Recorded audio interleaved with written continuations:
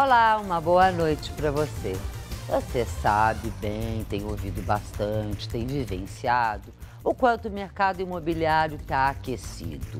Quantos brasileiros estão realizando aquele chamado sonho de ter a sua casa própria, de ter o seu imóvel. E mais do que isso, a gente está vendo também uma valorização extrema do mercado imobiliário.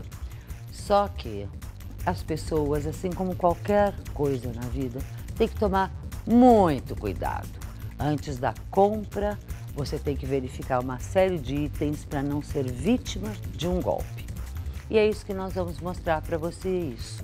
Hoje aqui, como você se proteger na hora de adquirir um imóvel e evitar uma série de dor de cabeças e, é claro, de um prejuízo que pode acabar com esse seu sonho ou transformá-lo num grande pesadelo. A gente vai conversar com o advogado Marcelo Tapai, que é advogado especialista em direito imobiliário, e também com a designer industrial, a Thaisa Machado, que foi vítima de um golpe ou de uma fraude na hora de comprar o seu imóvel. Eu sou Fátima Tussi e quero a sua participação aqui no Economia e Negócio. Você manda sua pergunta, dúvida, seu comentário, manda sugestão de nome de pessoas que você quer que a gente entreviste para o endereço que aparece aí no seu vídeo. Nesse endereço você também encontra todo o arquivo de entrevistas que a gente já exibiu, já foi em programas anteriores. Super obrigada por vocês dois estarem aqui. Eu vou começar com você no sentido genérico, os macro cuidados. Depois a gente vai contar o teu caso de azar. Okay. Quais são os principais problemas e os cuidados que alguém tem que ter na hora de comprar um imóvel? Boa noite, agradeço o convite. Inicialmente, a pessoa, no momento de comprar o imóvel, ela tem que ter um planejamento daquilo que ela realmente está querendo e o que ela vai poder fazer. E a gente percebe... Planejamento que assim, não é só eu quero um tal bairro de 3 dormitórios, meu dinheiro não dá. Exatamente, ela tem que ter a necessidade ajustada à possibilidade dela. E o que a gente tem percebido é que as pessoas, de forma assim, quase que total, elas realmente fazem um planejamento, porque a compra da casa própria não é a compra de um material de consumo. As pessoas, há anos, elas vêm poupando, vêm juntando, vêm fazendo esse planejamento, e daí, quando elas chegam no estande de vendas ali, já decididas a comprar esse imóvel que se enquadra nas condições dela, as construtoras já têm essa visão também, que é um misto de um negócio para elas com um sonho do consumidor. Ela, para tentar provar para a pessoa que aquele sonho seria possível, acabam prometendo uma série de coisas. Então, peraí, só para ficar bem claro, você tem sentido que a cautela ou o planejamento por parte do consumidor, que antigamente não existia, mas que hoje existe. O comprador de um imóvel não é um comprador impulsivo. Ele planeja, ele sabe, mas que está havendo um excesso, um abuso por parte das empreendedoras, das incorporadoras, no sentido de forçar o cara talvez a comprar aquilo que ele não possa, é isso? Sim, hoje na verdade você percebe uma verdadeira festa nos estandes de venda, todos levando a pessoa a acreditar que aquele é o melhor negócio da vida dela, que ela consegue fazer aquele negócio com tranquilidade, com promessas que nem sempre são cumpridas e que a empresa já sabe que não vai poder cumprir. A começar pela forma de correção dos valores. Normalmente não se diz para o consumidor, não se faz uma projeção futura do quão aquele débito dele vai evoluir no tempo. Promete-se parcelas pequenas durante a construção e o que se percebe é que quanto menor a parcela durante a construção, maior é o saldo final dele. Claro. E quando ele paga aí durante 2, 3 anos o imóvel durante a construção, no momento do financiamento ele vai estar devendo mais do que o valor original do contrato. E não se faz essa caso? conta. A ilusão de que, ou essa forçação de barra, ou a questão das prestações? Me conta teu caso, teu drama. O meu caso foi o seguinte, eu estava em busca de um imóvel que eu tinha juntado um dinheiro e eu fiz, que nem o Tapai mencionou, eu fiz uma pesquisa na região onde eu moro, onde eu tenho os meus vínculos, né? E pesquisei localização, metragem de apartamento, valores, formas de pagamento. Com o anúncio do plano Minha Casa Minha Vida, eu acreditei que fosse mais fácil, né, tá financiando um imóvel por uma taxa de juros reduzida. Então, Quando eu fui visitar o empreendimento, o plantão de vendas, a primeira coisa que foi perguntado para o corretor: entra no plano Minha Casa Minha Vida, porque eu sabia o quanto que eu podia gastar, eu sabia o quanto que eu poderia estar pagando por ele. Não foi uma coisa por impulso, foi feita uma pesquisa. Dentro daquilo que ele me apresentou, estava dentro do meu planejamento, e aí foi efetuada a compra. E aí depois, nas vésperas de estar entregando as documentações, a construtora me entrou em contato comigo: a gente precisa estar dos seus documentos para dar início do financiamento com a Caixa Econômica Federal. Em momento nenhum eles me falaram que o empreendimento não se enquadrava mais no plano Minha Casa Minha Vida. Eu só fui saber que o imóvel não se enquadrava mais quando eu fui entregar os meus documentos. Que ela pegou os meus, a minha declaração. Já tinha dado dinheiro, já tinha pago? Vamos supor, o meu apartamento, quando eu comprei, ele estava enquadrado no plano Minha Casa Minha Vida. Ou seja, num valor de até, que era... Na época era 130, né? 130 mil reais, 130 mil reais. O imóvel aqui em São Paulo? Em Barueri. Tá. Em Barueri. Desse dinheiro fui pagando, né? Que eles falam que é período de obras. Daí eu fui pagando o período de obras, algumas parcelas até antecipei, né? E aí, quando chegou na hora do financiamento, porque o plano Minha Casa Minha Vida foi reajustado, não entra mais. Daí eu perguntei: mas por que não entra mais?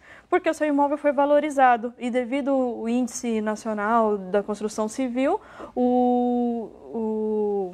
a metragem quadrada daquela região não se enquadra mais no plano. Na verdade, para o telespectador ficar bem claro, principalmente esse fenômeno maior aconteceu em São Paulo, com a excessiva valorização imobiliária, quer dizer, e fora da realidade, que eu acho, aí é opinião minha, houve esse desenquadramento. Porém, na sua opinião, aí o advogado tem que falar, a construtora que tinha que arcar, ela simplesmente tinha que devolver. Como é que fica o caso dela perante uma situação como essa? Que, vamos dizer, de certa forma, a gente não pode dizer má fé da construtora, né? Na verdade, nesse caso específico desse empreendimento, no momento da venda, ele já estava fora do valor do programa.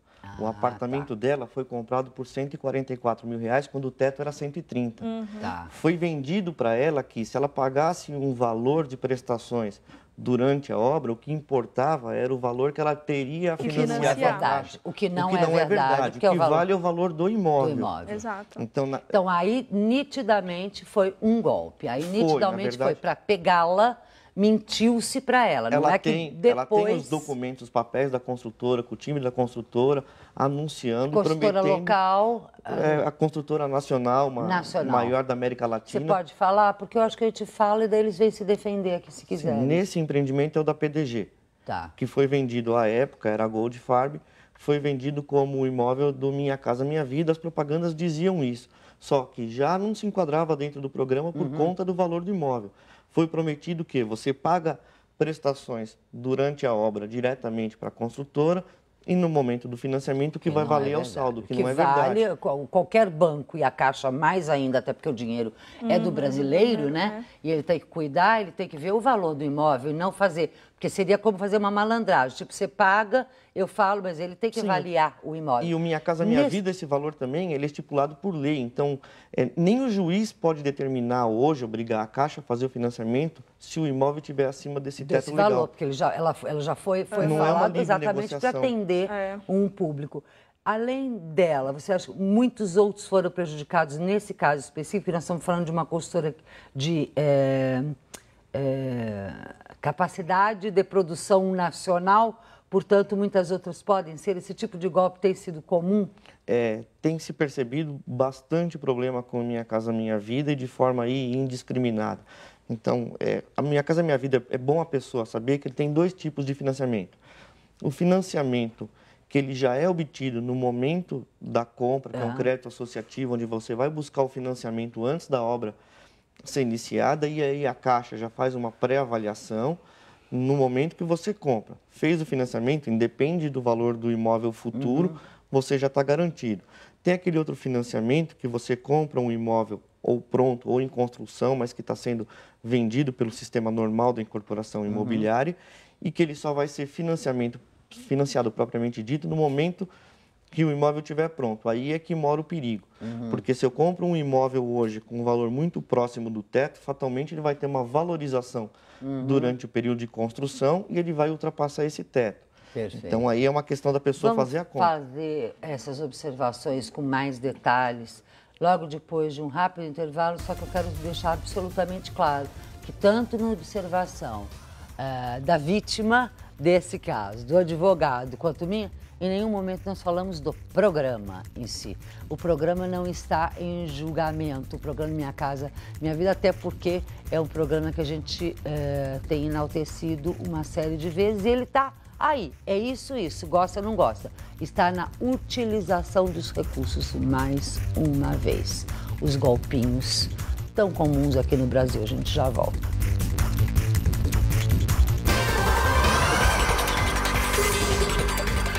De volta com Economia e Negócio, na nossa matéria de hoje, mostrando os cuidados que você tem que ter. Não transformar sonho em pesadelo. A frase parece de efeito, boba, mas é verdade.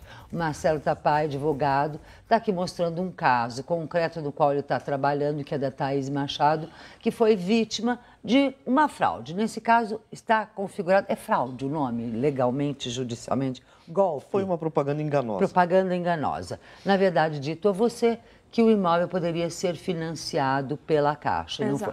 Nesse instante, como é que está a sua questão? Quer dizer, você entrou com o processo? Eu estou seguindo as orientações do Tapai, né? Eu tive que me disponibilizar de um automóvel que eu tinha para poder o quê? Para poder enxugar a prestação, porque eu ia pagar uma prestação com uma taxa de juros de 6,5, 7, foi para 10,5. Então a prestação que eu ia pagar 700, 800 reais foi para 1.300, 1.400. Às vezes você olhando assim não é muita coisa, mas se você colocar no ponta da lápis que você tem a prestação, você vai ter o condomínio, claro, aí acaba te preocupando. E o que me chama a atenção, porque desde o primeiro bloco, na tua explanação, ficou claríssimo o quanto você é zelosa, cuidadosa. Exato. Quer dizer, ela é um perfil até mais sofisticado do comprador normal, que mesmo assim vê, posso pagar, não, ela foi lá, você pesquisou antes, você sabe a taxa de juros, você faz com muita cautela tudo isso. Para continuar, então, para não perder o imóvel, é isso, você está continuando a pagar, mesmo tendo sido enganado. E a tua reivindicação com a construtora é qual? Nesse caso desse empreendimento específico, a gente está imaginando duas formas de atuação. Porque financiamento pelo Minha Casa Minha Vida não vai ter porque o imóvel está acima do limite. Então, ela vai ter que fazer pelo financiamento convencional que vai onerar demais a prestação. É o menos ruim ainda, porque ela vai fazer o financiamento agora para poder pegar o imóvel e vai buscar da construtora uma indenização para que ela devolva para a Thaís aqui o valor que ela pagou a mais, uma indenização pelo prejuízo que ela sofreu. Existe uma segunda número de consumidores numa situação muito pior, porque nem o financiamento eles conseguem de forma convencional, porque a renda deles não permite. Não atinge. Então, eles não atingem esse financiamento. Então, nem financiar o imóvel e recebê-lo agora, eles vão poder. Então, a solução vai ser ingressar com uma ação para determinar... Nesse caso, acho que você tem vários, você pode ter ação coletiva. Não, cada pessoa vai ter que reclamar o seu direito, porque são contratos individuais. O que se percebe hoje é uma ação aí, muitas vezes, de má fé para tentar iludir o consumidor e uma meia-culpa ao governo também, porque falta fiscalização. Na hora que os problemas acontecem, existem casos de imóveis que a Caixa já havia avaliado o imóvel, foi vendido dentro do feirão da Caixa Econômica Federal para o cliente, a Caixa levou a construtora até o feirão, promovido por ela, disse que aquele imóvel se enquadrava no programa, vendeu para o cliente, fez o financiamento, a pessoa tem o cartão da Caixa Econômica Federal, no momento de iniciar a construção, a Caixa disse, puxa vida, tem um problema com a construtora que a gente não tinha visto, não vamos mais financiar o imóvel. Então, falta uma fiscalização efetiva. O programa, a ideia do programa é boa, mas a operacionalização dele hoje está falha, seja por culpa das pessoas que vendem o imóvel de forma diversa daquilo que é o estabelecido, seja por culpa, inclusive, da Caixa Econômica Federal, que, em alguns casos, não toma a cautela devida ou não tem a fiscalização mais efetiva possível para evitar esse tipo de problema para o consumidor. Consumidor esse que nesse instante que está nos ouvindo deve ter milhões aí com dúvidas, com inseguranças quanto a comprar, ou mais concretamente, consumidores que estão hoje com problema. O que eles devem fazer? Você vai responder logo depois de um rápido intervalo. A gente já volta.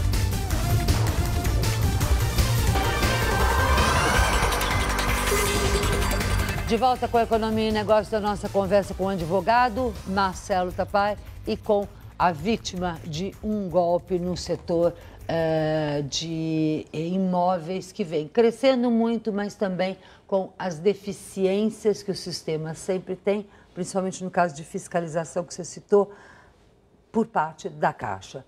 Quem já se sente lesado, o que deve fazer? E quem ainda não comprou, quais os cuidados? Quem já está sendo prejudicado, já se sente lesado, não vai ter outra solução a não ser procurar os seus direitos na justiça. Ele vai ter que procurar um advogado de sua confiança para ver a melhor estratégia para diminuir esse prejuízo, para ele poder receber o imóvel e não ter um prejuízo maior. Para aqueles que ainda não compraram... Deixa eu só perguntar uma coisa nesse caso específico de quem está lesado, tem que entrar no justiça. Você acha que esse volume maior de ações começa a inibir essas ações enganosas, como foi o que aconteceu com ela? Fatalmente, o que se percebe hoje é que todas as empresas, de uma forma geral, acreditam muito ainda na cultura do povo brasileiro de deixar tudo para lá e de não ir buscar os seus direitos. O percentual de pessoas que têm problemas e que reclamam isso é muito pequeno. Acaba entrando no cômputo da empresa, nos lucros e perdas ali e acaba compensando. Por isso que elas não... Talvez essa construtora multinacional, ela não trate o consumidor europeu na Espanha, de onde é o capital dela, da mesma forma que ela trata o consumidor brasileiro, porque ali a cultura é diferente. E para a pessoa que vai comprar um imóvel, ela tem que se preocupar, como ela já vem se preocupando, mas principalmente em ter tudo por escrito, aquilo que foi prometido no momento da venda, não acreditar na palavra de vendedor. Eu estou garantindo para a senhora, não adianta, você tem que pôr isso por escrito, tem que estar no contrato, tirar fotos do estande de venda, tirar foto da propaganda que promete isso. Da pessoa que prometeu. E-mails, tudo isso vai auxiliar a pessoa, se eventualmente ela tiver um problema, a buscar os seus direitos. Coisa que, como você fez, vai aumentar as chances dela nessa resolução. Fatalmente. Super obrigada a vocês dois pela participação. Espero que a sua atitude de buscar esses direitos realmente diminua até o trabalho dele, né? A gente quer que ele trabalhe menos, ganhe mais, trabalhe menos e que tenha menos ações inescrupulosas. A gente vai abrir agora aquele espaço especial para o nosso Ricardo Camargo, da Associação Brasileira de Franchise. Esse sim sabe cuidar dos direitos e do consumidor como um todo.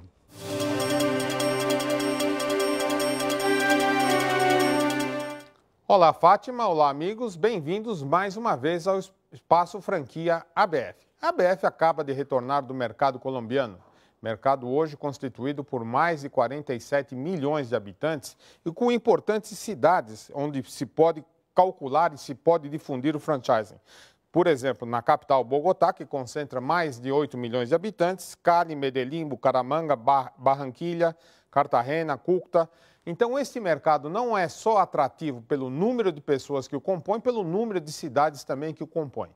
Além disso, o mercado colombiano ainda é um mercado relativamente virgem com relação ao mercado de varejo como um todo. Então, é um mercado que ainda está em formação, saíram recentemente de uma crise e hoje encontram-se em nível de desenvolvimento bastante forte.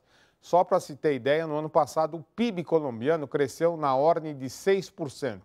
E as projeções este ano, em função da crise financeira mundial, indicam 4% de crescimento. Um crescimento que vai ser praticamente o dobro do crescimento do mercado brasileiro.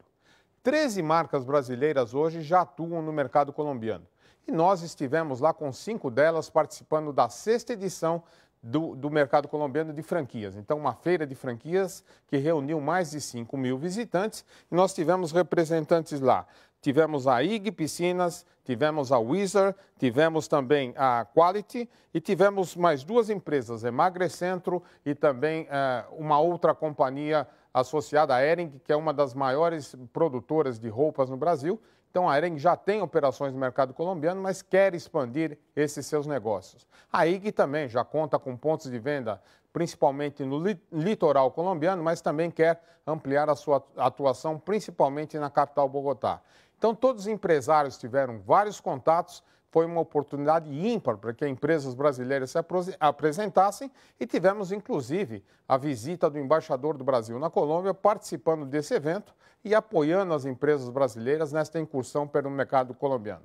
Então, o mercado colombiano, repito, um mercado de 47 milhões de habitantes, mais de 10 municípios com capacidade para instalação de pontos franqueados e um mercado hoje que conta com cerca de 430 marcas. Então, um número semelhante ao que ocorre na Argentina, mas é um número que pode crescer muito. E nós esperamos para os próximos 2 anos que o nível de participação do Brasil, assim como já existe uma participação muito forte do México, da Espanha e dos Estados Unidos, o Brasil passe a ser um dos principais países de fornecimento de franquias para esse importante mercado. Mais informações sobre essa feira você pode obter diretamente no nosso site, abf.com.br. Com você, Fátima. Obrigada, Ricardo. Obrigada a você, telespectador, que esteve nos acompanhando. Você sabe, Encontro Marcado com Economia e Negócio toda segunda, quarta e sexta, às 11 da noite, aqui na Record News. Jornalismo 24 horas de plantão.